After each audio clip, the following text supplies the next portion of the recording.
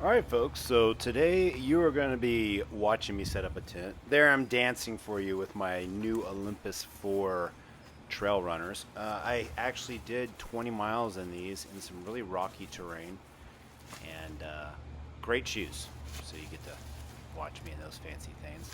Just showing you how small it packs up. We are going to speed this up because, you know, with it gets kind of boring watching me set this up. But I'm going to tell you that it took me about 20 minutes to set this up, plus change the camera angles, and it was hot. But this is a real flat surface. There were a few obstacles in my way because I didn't want to face a certain direction. So due to that, you know, this kind of simulates having some maybe trees or rocks in your way a little bit. So it wasn't completely ideal. But I'm going to tell you that you will want a flat surface when you're setting this tent up. So right off the bat, the way you're going to set this up is as per the directions. You're going to put a stake in that back region right there, and that's the, I guess you could say, the front of the tent. If you had wind, that would be the section that you would have the wind going against, right? That would be the wind facing side. So we're going to speed this up, and I'll narrate as I go along, and we'll go from there. So let's not look scared. I look like the Flash there. And all right, so we put the front two in. Went relatively easy. Wanted to make sure I was putting that in the right spot when I want to rip my new tent. And right off the bat, you can see I put that front one on crooked.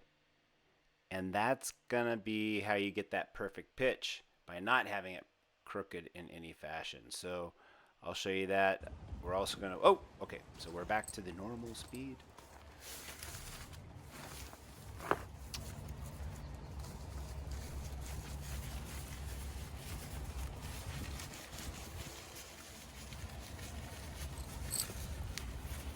So this guy, you know, he's taking his time. You know, he wants to make this look nice for you guys.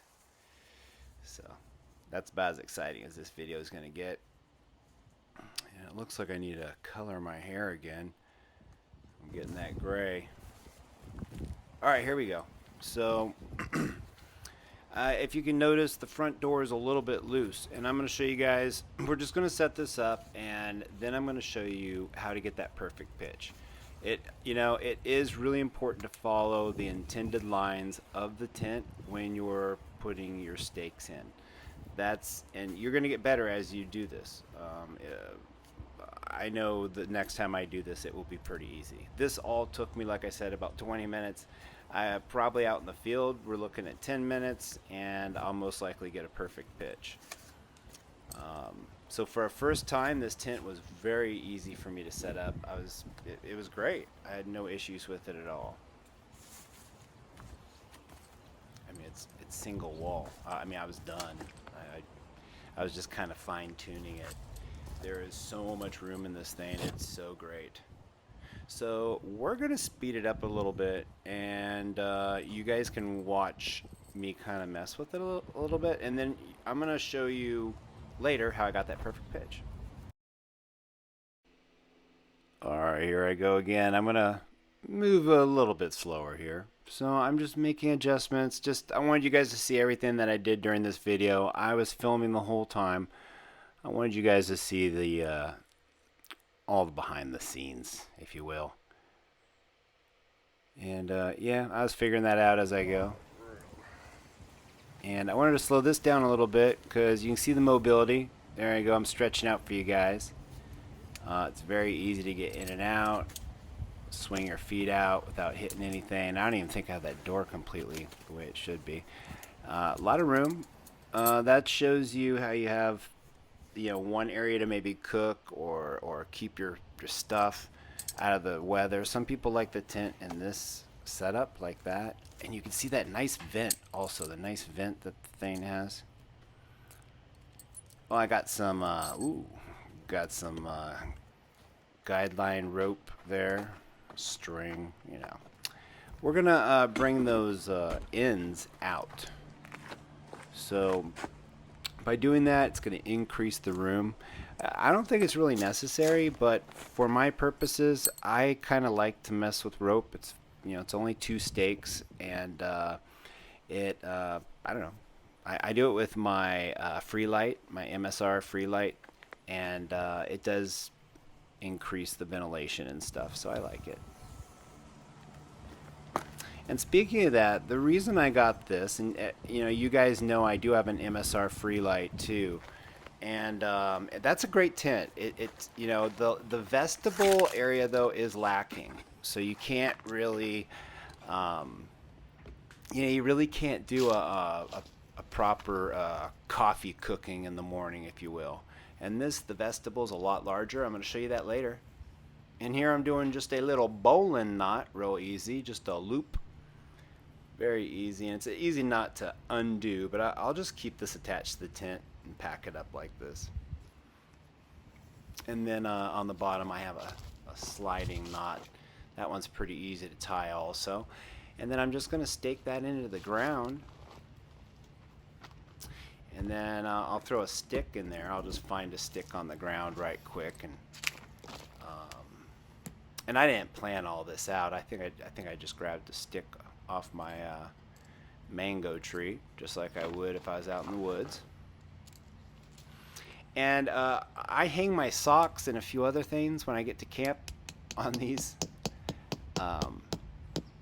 So those lines are pretty useful, and you'll see in a bit why. So I'm going to put one on this side and one on the other side, and you guys will see the benefit of that pretty soon.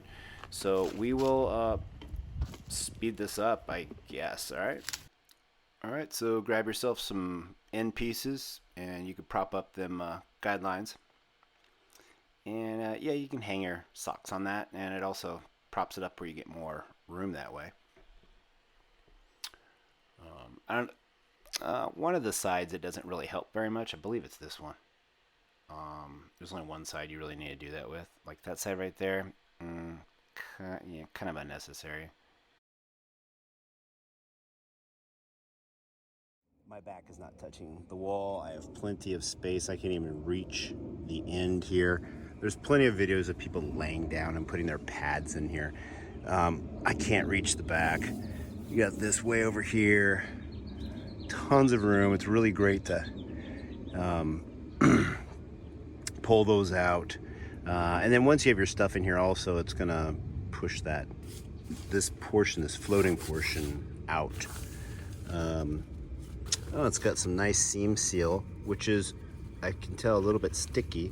Not sticky, just tacky. That'll keep my pad where it needs to be. So that'll take care of the sliding problem. I have plenty of room for my backpack if I want to keep it outside, which I might. I mean, man, plenty of room. And I can cook my coffee in the morning. And I have tons of room, tons of clearance space. And it's just a quick cup of coffee, and I can do my thing here without waking up the whole camp. I don't like getting out of my tent, you know. I like to have my stuff, maybe listen to my podcast. I get up around 3 o'clock in the morning like I always do. So, and you have other options here also. You can pull this up. Let's lean forward a little bit here. And you can pull this up a little bit, you know, exposing a little bit. And if you're nervous about that, yeah, you can cook out here. There you go. You can cook out there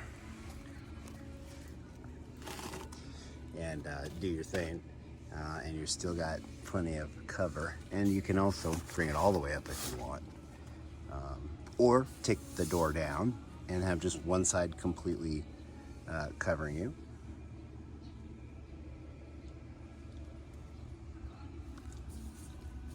Nice.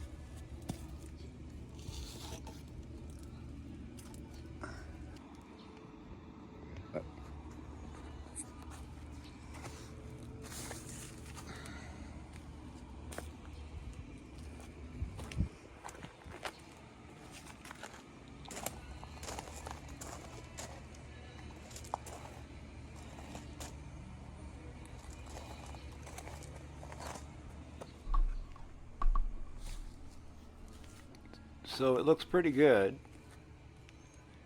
Plenty of room for cooking.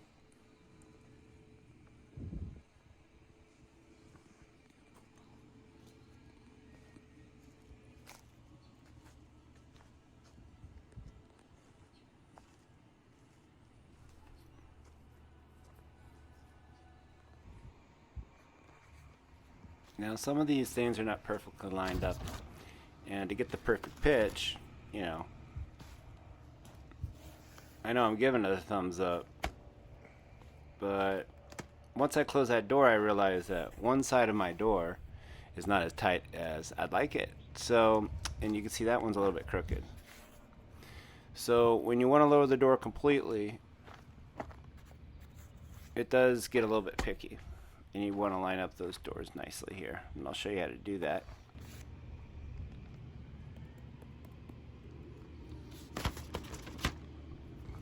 And we'll fix that slack right there. Okay? See how that's kind of flappy there? We don't like that. So we're going to fix it. And we're going to see if we can line these up better. So basically, you really want to follow the your lines. Alright, I figured I'd show you guys me tearing it down. Very easy. But there is going to be a lessons learned here. And basically, it does require you, in my opinion, to just take some time and roll it up. And you're going to see me try to just stuff it in the stuff sack.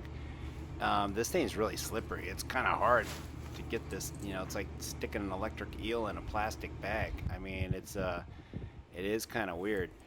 So I suggest just kind of watch me do it. I'll speed it up so you guys can see it, but you can see I had trouble just stuffing it like I would my MSR tent.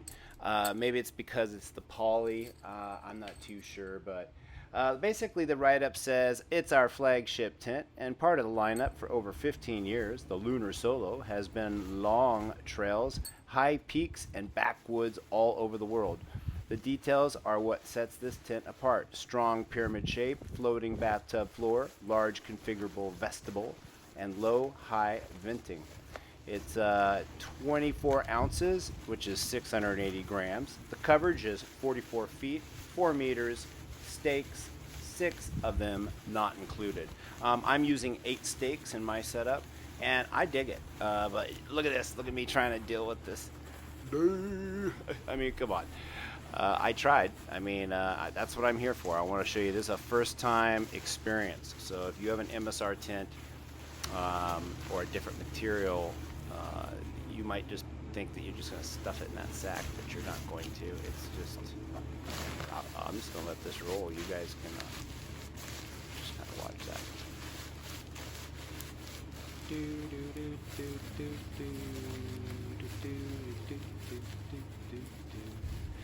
Am I balding? I might be.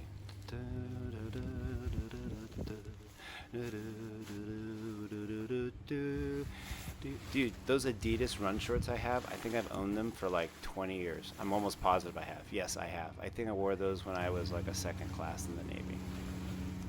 I'm a thrifty guy. I'm a thrifty guy. So now I'm thinking, wow, should I edit that out? Should I pretend that didn't happen and act like I just rolled it up originally? No, I think I will leave this. So the only thing I really had trouble with was getting this darn thing back into the sack. And someone said, oh, it's not very difficult. Well, coming from setting up an MSR tent and tearing one down, you can just stuff that slippery thing anywhere. This thing, on the other hand, like I said, it's the old electric eel and the plastic bag trick. So here we are again, and I'm not gonna just sit here and roll it. I'm not doing that game. I'm not gonna do that. So I'm gonna loosely gather it where it's the size of the bag, and then I'm just gonna roll it, just like a boss. There you go. So, you know, I would have preferred a little larger bag, or a bag with a larger opening where I can just, you know, kind of hand stuff it really quick. So what I will do is not be using the stuff sack with this. I will just be sticking the tent in my bag. Even when rolled up like that, which, I mean, come on, do we need to, like, are we expected to take all the air out and make perfect folds to get it back into that bag? I think that's what is required of us. Is that what we're trying to do here? So like I said, there you go. Oh, dude, I'm sweating. It's hot. I'm done. I really don't want to. I don't even want to go hiking anymore. You know. So yeah. So what I'm gonna do is I'm gonna put that stuff sack, and I'm gonna use that stuff sack to, like, I don't know, put dirty clothes in, or fishing weights. That's all right. I really don't like stuff sacks. I just actually just stuff things in my bag because they're gonna come out. It's gonna come out first thing anyway. So you might as well just stuff it in your bag. There's really no reason to really worry about it. And that's the end of the video. I mean, I can't believe this. Now, you are going to see an artist rendition of my tent. And for those of you that stayed here, I created this artist rendition. So please enjoy that. And I might even add a little bit of music. So y'all take care. And if you're still here, subscribe. And you can actually join the Dog Go Running YouTube channel.